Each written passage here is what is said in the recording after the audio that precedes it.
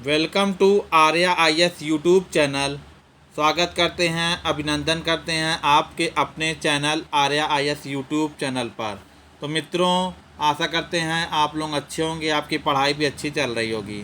तो आज हम लोग चर्चा करेंगे भारत के संवैधानिक विकास के इतिहास पर। तो चलिए शुरू करते हैं। और वीडियो को शुरू करने से पहले एक बार गुजारिश है कि जिन लोगों ने अभी तक चैनल को सब्सक्राइब नहीं किया है, चैनल को सब्सक्राइब कर लीजिए, क्योंकि इन चैनल में आपको वो सभी मिल जाएगा जो किसी अन्य चैनल पर देखने को नहीं मिलेगा। तो चलिए शुरू करते हैं मित्रों। और वीडियो को शुरू करने से पहले वीडियो को लाइक करके चैनल को सब्सक्राइब कर दीजिए और ज़्यादा से ज़्यादा इसे ग्रुपों में शेयर कर दीजिए, जिससे कि उन सभी लोगों का भी भला हो सके जो आपसे जुड़े हुए हैं। चलिए शुरू करते हैं मित्रों।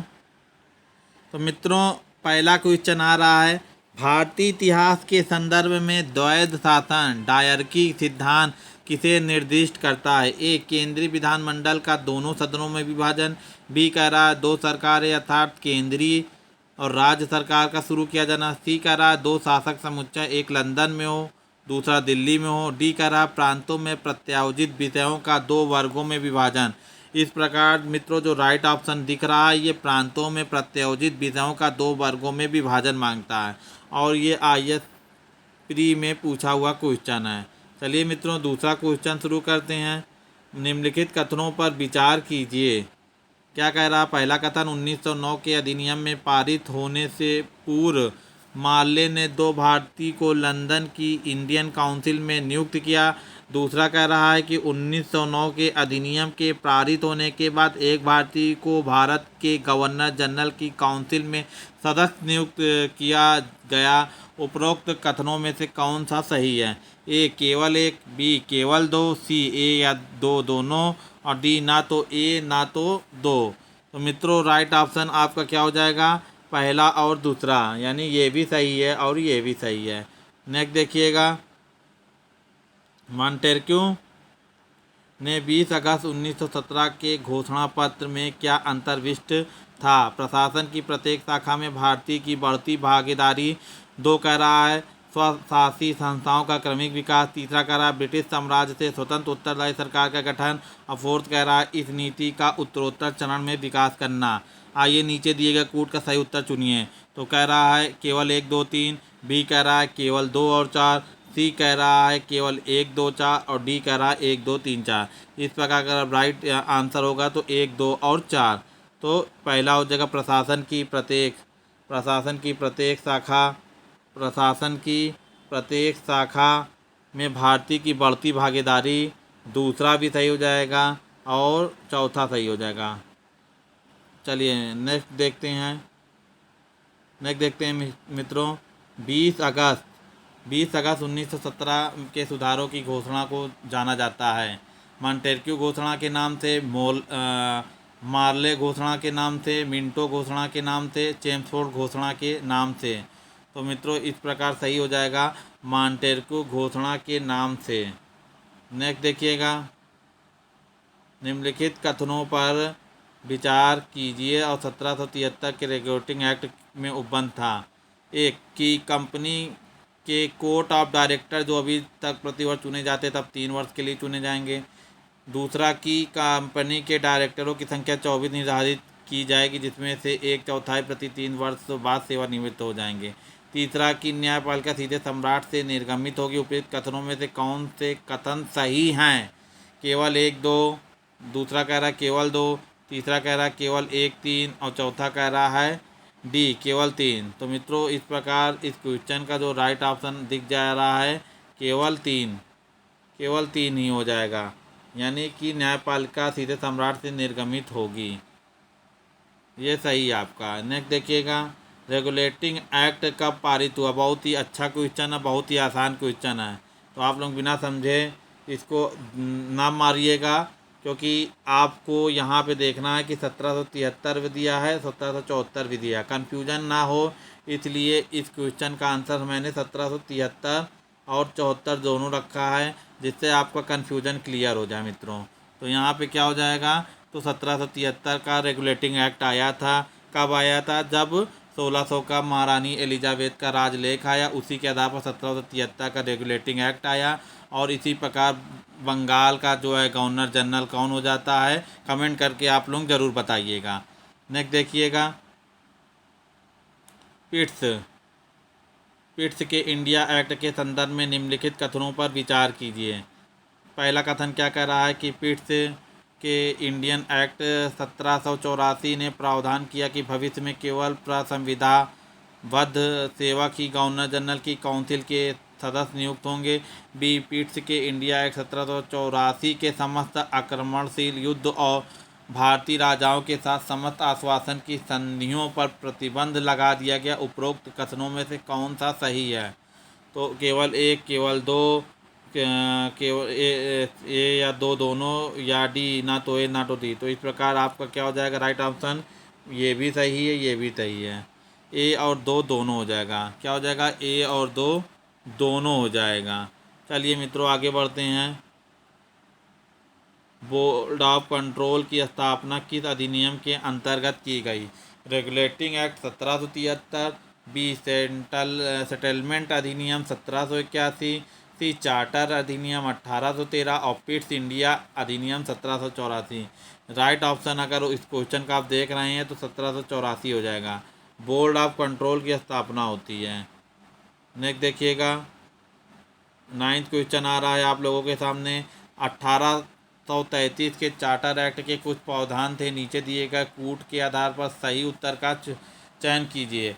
पहला कह रहा है इसमें कंपनी के व्यापारिक एकाधिकार को समाप्त कर दिया गया। दूसरा कह रहा है इसमें गवर्नर जनरल की परिषद में एक विधि सदस्य शामिल किया जाएगा।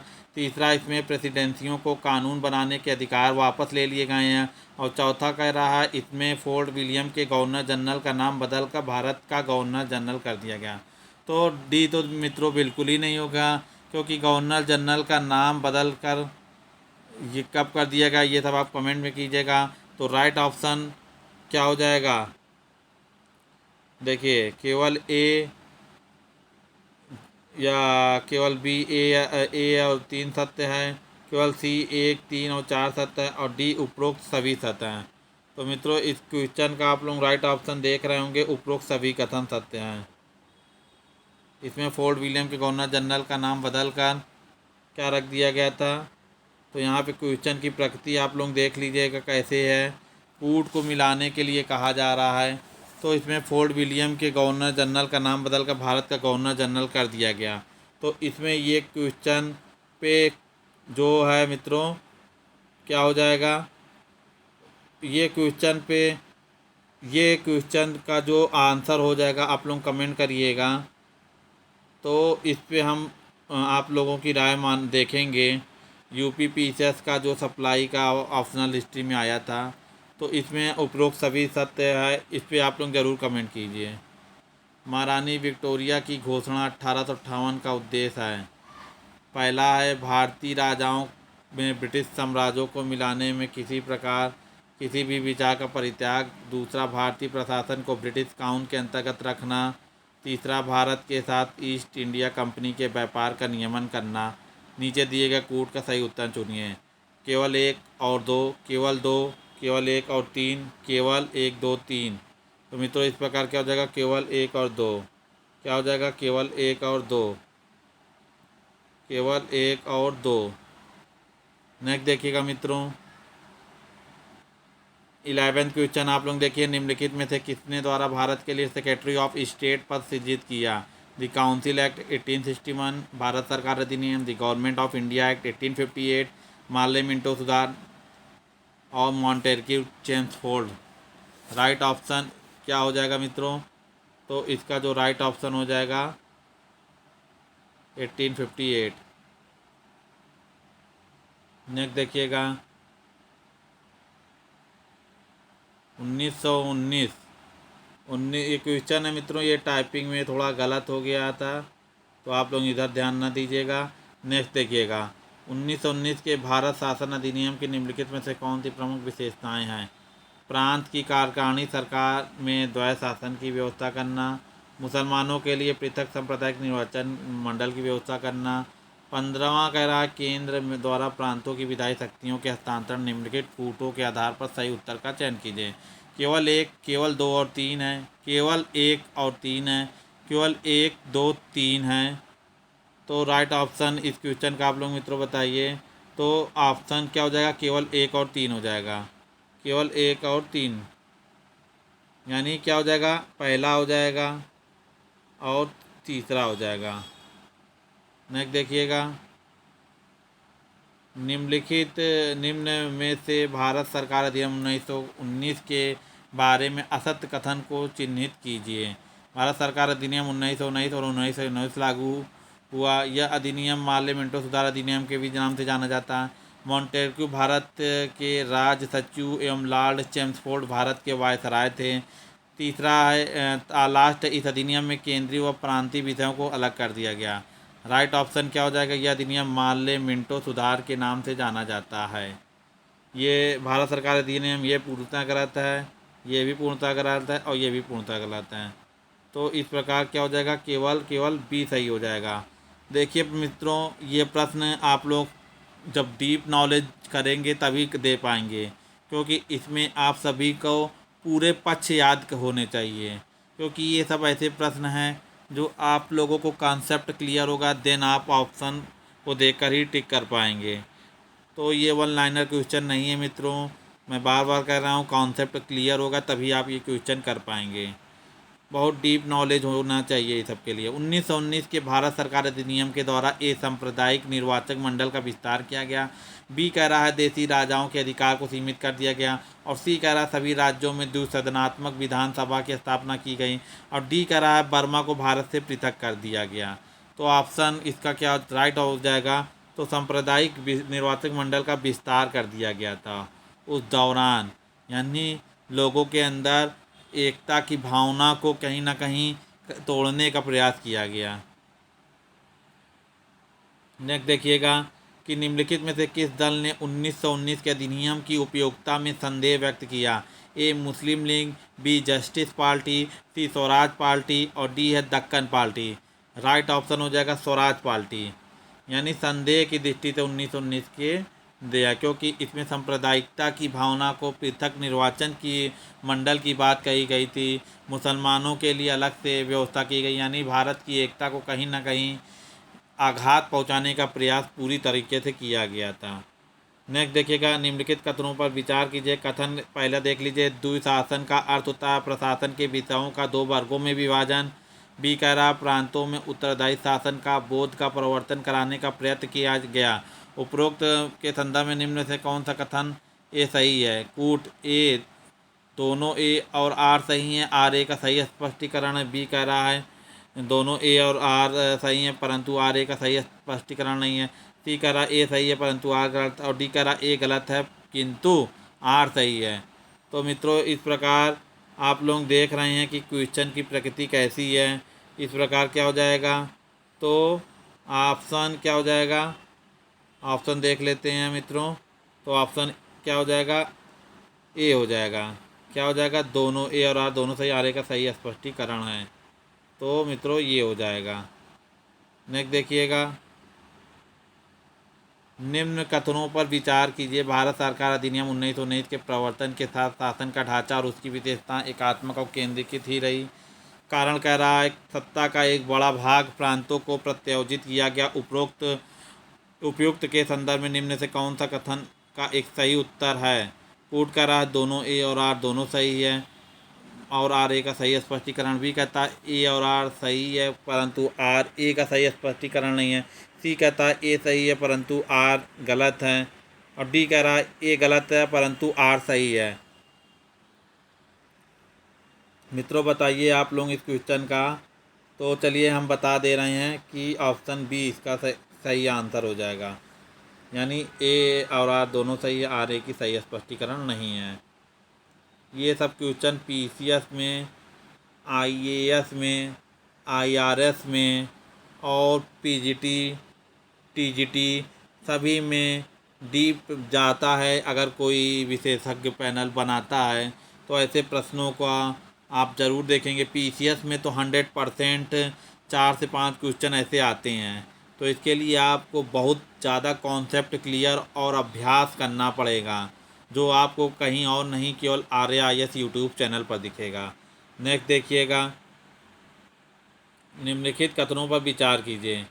तृतीय गोल में देखिए मित्रों, ये इधर आप लोग ध्यान ना दीजिएगा, ऑप्शन देखिए। तृतीय गोल में सम्मेलन के विचार विमर्श की परिणति भारत सरकार अधिनियम 1935 के पारित होने के रूप में हुई। बी कह रहा है भारत सरकार अधिनियम 1935 ने और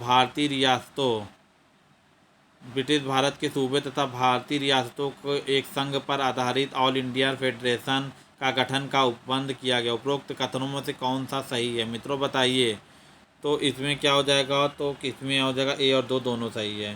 क्या हो जाएगा, ये भी सही है और ये भी सही है। नेक्स्ट देखिएगा,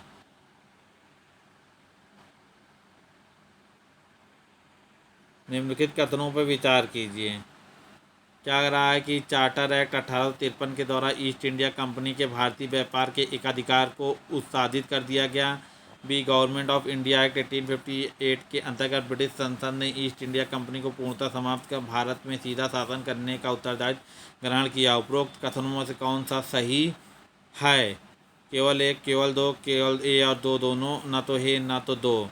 तो मित्रों इसका जो राइट ऑप्शन हो जाएगा केवल दो, यानी गवर्नमेंट ऑफ इंडिया एक्ट 1815 में ब्रिटिश संसद ने ईस्ट इंडिया कंपनी को पूर्णतः समाप्त कर भारत में सीधा शासन करने का उत्तरदायित्व ग्रहण किया। क्योंकि आप जानते हैं कि भारत स्वाधीनता आंदोलन 1857 की क्रांति जिसे कहा कर संबोधित किया जाता है, 1857 की क्रांति को सैनिक विद्रोह भी कुछ लोग कहते हैं। कुछ लोग राष्ट्रवादी लोग कहते हैं कि यह भारत की क्रूर नीति से तंग आकर भारत के महान लोगों ने, भारत के क्रांतिकारियों ने भारत को आज़ाद कराने का प्रयास किया। तो इसके बाद जो कंपनी अभी तक भारत पे शासन कर रही थी 1857 तक, अब कंपनी का शासन एक तरह से ख़त्म हो जाएगा। अब कंपनी का शासन और केवल ब्रिटिश मंत्रिमंडल से मिले आदेशों के अनुसार ही कार्य करना पड़ेगा। यानी कंपनी कोई भी कार्य बिना ब्रिटिश पार्लियामेंट के सहमति के या बिना ब्रिटिश राजा की सहमति के बिना कुछ नहीं कर सकता। यानी एक तरह से उसके पावर को कहीं ना कहीं कंपनी के पावर को ख़त्म करने का प्रयास किया गया। निम्नलिखित कथनों पर विचार कीजिए और गवर्नमेंट ऑफ इंडिया एक्ट 1935 में क्या कहा गया। प्रांतीय शासन का उपबंध हो, एक संघीय न्यायालय की स्थापना हो, केंद्र में अखिल भारत का संघ उपबंध हो। कौन सा सही है मित्रों? एक, दो, दो, तीन, एक, तीन और तीन। तो इसमें क्या हो जाएगा, केंद्र में अखिल भारतीय संघ का उपबंध था 1900। ये संघीय न्यायालय की स्थापना आप 1773 के रेगुलेटिंग एक्ट के तहत देखेंगे और 1774 में एक सुप्रीम कोर्ट की स्थापना होती है। कहाँ पे होती है कमेंट करके दीजिएगा। चलिए आगे देखते हैं। निम्नलिखित कथनों पर विचार कीजिए। 1935 के भारत सरकार अधिनियम की कुछ विशेषताएं थी। क्या थी? गवर्नर प्रांतों में दर शासन की समाप्ति, abolition of diarchy in state, गवर्नमेंटों की विधायी क्रियाओं में निषेधाधिकार की शक्ति तथा स्वयं द्वारा विधि बनाना। फोर्थ कह रहा सांप्रदायिक प्रतिनिधित्व के नियम की समाप्ति, abolition of the principle of communal representative. तो इसका ऑप्शन देख लीजिए, केवल एक है, केवल ए बी दोनों, दो और तीन दोनों, ए तीन दो। तो इसका जो राइट ऑप्शन हो जाएगा मित्रों बी हो जाएगा, ए और दो दोनों। यानी कि कौन कौन सा हो जाएगा, ए और बी दोनों हो जाएगा। तो मित्रों वीडियो कैसा लग रहा है, वीडियो पर ज़रूर कमेंट कीजिए। वीडियो को लाइक करते रहिए, चैनल को सब्सक्राइब करते रहिए और ज़्यादा से ज़्यादा ग्रुपों में शेयर कर दीजिए। चलिए पूरा वीडियो सुनने के लिए आप सभी का धन्यवाद।